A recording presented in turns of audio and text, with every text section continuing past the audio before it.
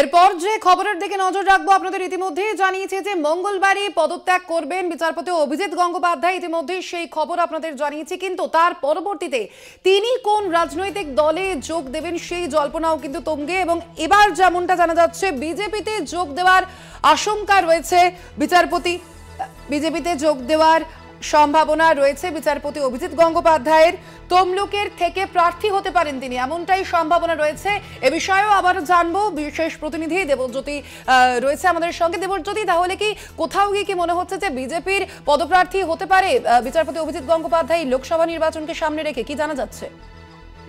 দেখো, সূত্র মারফত আমরা যেটা জানতে পারছি, আগামী 7ই মার্চ তিনি কিন্তু ভারতীয় জনতা পার্টিতে যোগ দিতে পারেন এবং তমলুক লোকসভা কেন্দ্রে তিনি জনতা পার্টির প্রার্থী হিসেবে প্রতিদ্বন্দ্বিতা করতে পারেন বলে আমরা সূত্র মারফত জানতে পারছি। তবে এক পোস্ট ভারতীয় জনতা পার্টির নেতৃত্বের সঙ্গে তার কথাবার্তা হয়েছে বলে আমরা সূত্র মারফত জানতে পারছি। অর্থাৎ তৃণমূল কংগ্রেসের পক্ষ থেকে বারবার যে অভিযোগ করা হচ্ছিল যে রাজনৈতিক মদতপুষ্ট হয়ে অভিজিৎ গঙ্গোপাধ্যায় বিচারপতির চেয়ারে বসে অবজারভেশন দেন এবং যদি তিনি আগামী 7 তারিখ যোগদান করেন ভারতীয় জনতা পার্টিতে এবং তমলুক লড়াই করেন, তাহলে তৃণমূল কংগ্রেসের যে দাবি ছিল বা তৃণমূল কংগ্রেস বারবার যে নিয়ে কটাক্ষ করতেও তা কিন্তু প্রমাণিত হবে।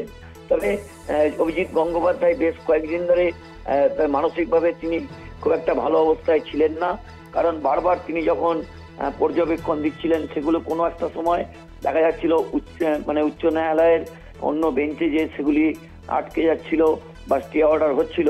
তারপর থেকে তিনি ক্ষুব্ধ হয়েছিলেন। তিনি সুপ্রিম কোর্টের সম্বন্ধেও বেশ কিছু মন্তব্য করেছিলেন।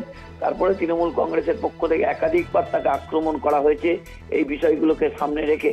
এবং তৃণমূল কংগ্রেসের পক্ষ থেকে যেটা বলা হচ্ছে যে অভিজিৎ গঙ্গোপাধ্যায় যে অন্য রাজনৈতিক দলের হয়ে তিনি কথা বলতেন তার কিন্তু অবজারভেশনে পরিষ্কার হবে যদি তিনি 7 তারিখ ভারতীয় জনতা পার্টি বা অন্য কোনো রাজনৈতিক দলে যোগদান করেন। স্বর্ণালী, ধন্যবাদ তোমাকে দেবজ্যোতি।